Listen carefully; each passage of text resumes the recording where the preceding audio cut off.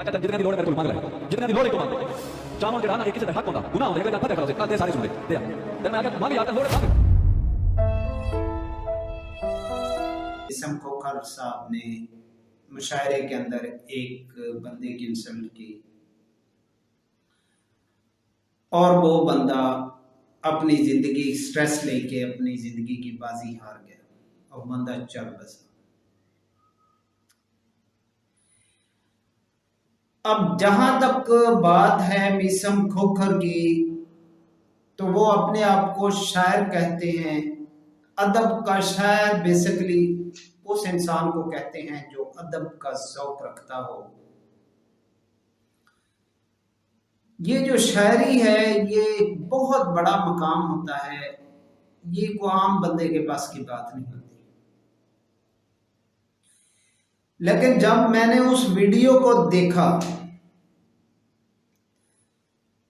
तो मुझे वाकई दिली तौर पे दुख हुआ कि किसी भी ऐसे इंसान को जो मिंबर पे बैठा हो, जो स्टेज पे बैठा हो या स्टेज पे खड़ा हो, तो पहली बात यह होती है कि उसकी सोच इतनी छोटी नहीं होती कि वो इतनी छोटी छोटी हरकतों को नोट करे। अब इतनी बड़ी महफिल में अगर लोग उसको सुन रहे हैं तो कोई उसको दाद देने वाला होगा, कोई उसको सलाम करने वाला होगा, कोई उसके बारे में वाह वाह करने वाला होगा। लेकिन उसकी सोच कहां पे अटकी हुई आपको मिली? उस गरीब इंसान के ऊपर कि उसने वो पैसे उठाए। वल्लाह आलम वो पैसे 100 होंगे 200 होंगे, लेकिन उसने बड़े मजमे में उस इंसान को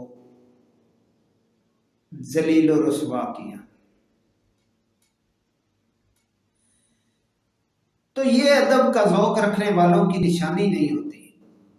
मादरत के साथ आज के दौर के अंदर ये जो शायर हजरात हैं, ये जो अदब का ज़ौक़ रखने वाले हैं, ये जो हमें कहते हैं कि हम शायर मशरक़ हैं, हम पता नहीं क्या बन गए,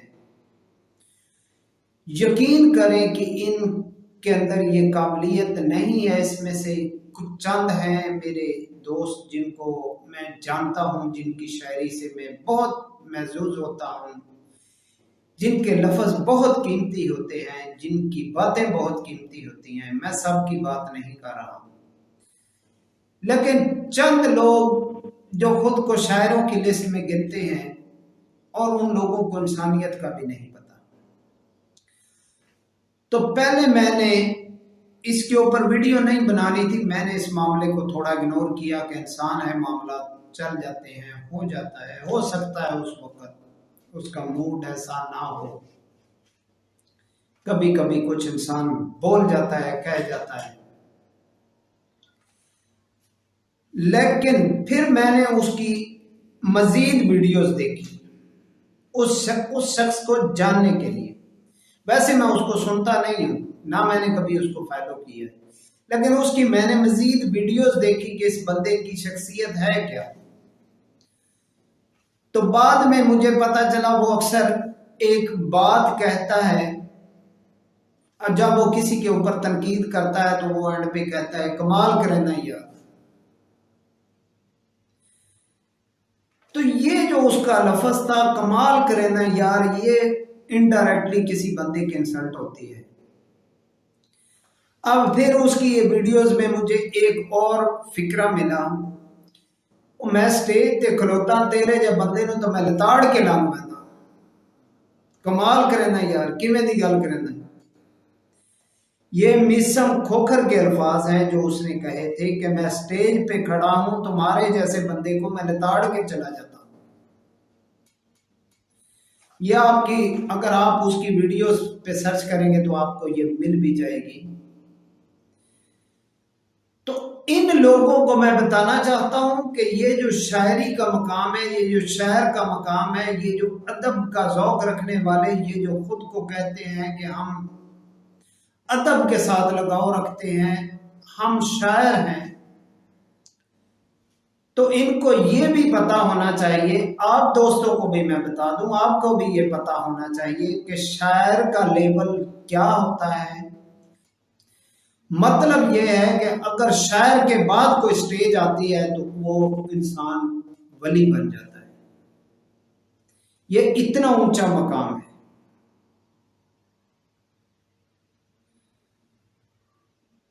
आप लोगों को शायद पता होगा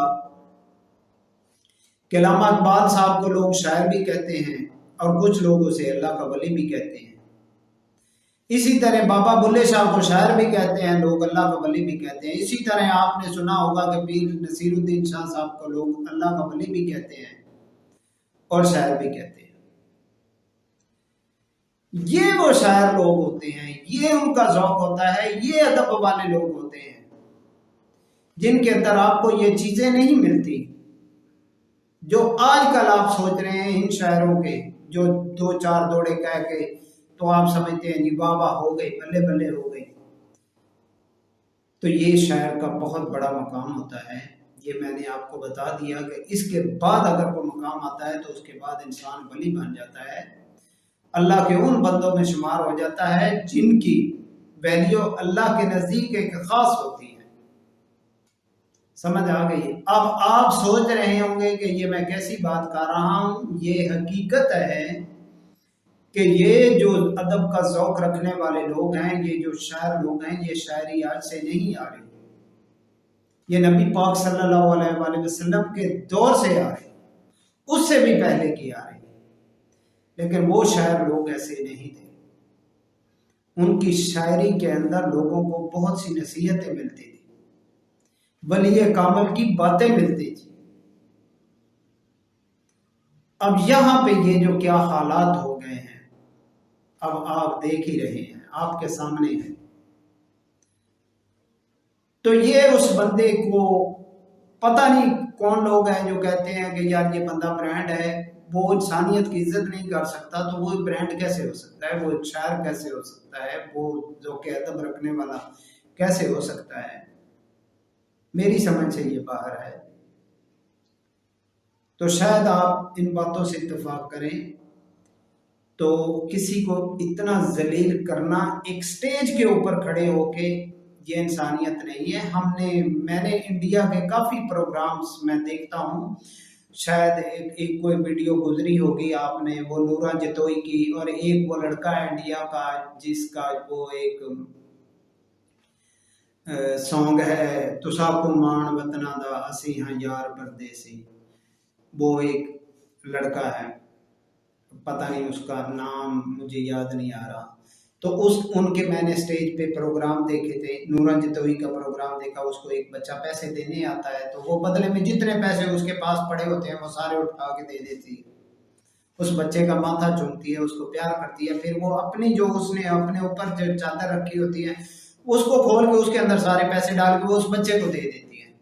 तो इसी तरह वो जिसकी बात मैं कर रहा था, वो उस आसान सा नाम है मुझे ज़हन में नहीं आ रहा, तो उसका मैं प्रोग्राम देख रहा था। वो हजारों की तादाद में, इंडिया का एक बहुत बड़ा प्रोग्राम था, हजारों की तादाद में वो स्टेज के ऊपर पैसे पड़े हुए थे, शायद लाखों की तादाद में होंगे। तो वो बाद में स्टेज से फारग होता है, फिर वो जाने लगता है, तो वो जाते हुए अपने बंदों को कहता है कि यार ये जो पैसे पड़े हुए हैं ये तमाम गरीब लोगों में बांट दें।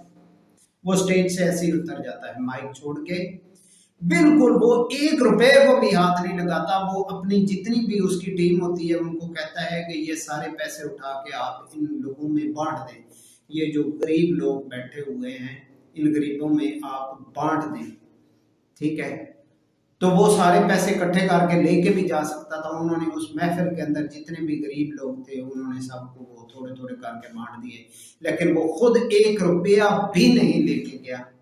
तो ये भी लोगों का ज़र्फ होता है, ये भी लोगों की औकात होती है, और ये भी लोगों की औकात थी कि एक बंदे को इतना दुख दिया कि वो बंदा जान से ही चला गया। तो ये मुझे नहीं समझ आती कि ये लोग, कौम कैसे इनके पीछे चल रही है, कौम कैसे इन लोगों को ब्रांड कह रही है, ठीक है। तो यकीन करें कि हम वो पढ़े लिखे हैं जो अपने मुआशरे में अपने लोगों को अभी तक पूरी इंसानियत नहीं सिखा सके।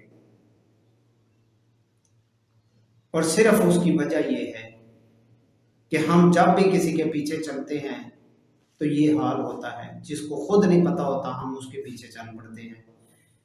तो ये हालात हैं। चलें, बहरहाल अल्लाह पाक सबको हिदायत दे।